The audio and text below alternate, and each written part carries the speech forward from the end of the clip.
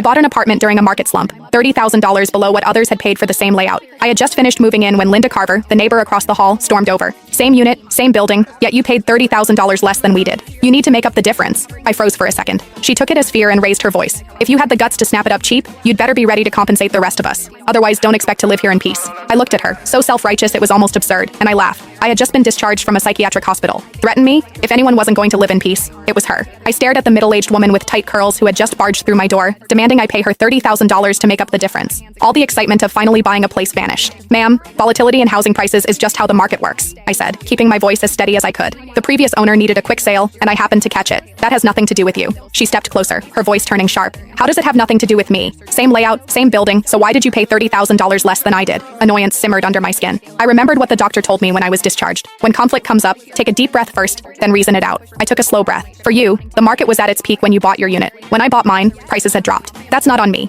If we follow your logic, then if prices go up another $50,000 next year, are you going to pay me the difference? She planted her hands on her hips. Don't try to confuse me with all that nonsense. We live on the same floor. How can you feel okay taking advantage like that? My son's getting married soon. We need the money. You bought it cheap, so you make up the difference. If you don't fix this, don't expect to live here in peace. I let out a short laugh, irritation bubbling over before I could respond. She suddenly lunged toward my luggage, reaching straight for my bag. Where's the money? Hand it over. $30,000 and not a cent less. A flash of anger shot through me. How could someone be this unreasonable? I was just about to pull out my phone and dial 911. The moment she saw what I was doing, she spun around and headed back to her unit. As she left, she tossed over her shoulder. If you don't pay up, we'll see how long you last here. I gave a cold laugh and ignored her, shutting the door behind me. That afternoon, I went downstairs to Harper's Corner store to pick up some essentials. Denise Harper, the owner in her 50s, scanned me up and down before asking, "You just moved in? 6th floor?" I nodded. She glanced outside, then lowered her voice. "Linda Carver from 601 just posted in the resident group chat saying you bought the place to run some kind of shady business." I froze. "What?" She sighed. "You got that apartment cheap. Their family can't accept it." She pulled up the chat and showed me. The messages were filthy. Linda Carver. At everyone. What do you reckon the woman who just moved into the 6th floor does for a living? I've lived for over 50 years. I know how to read people.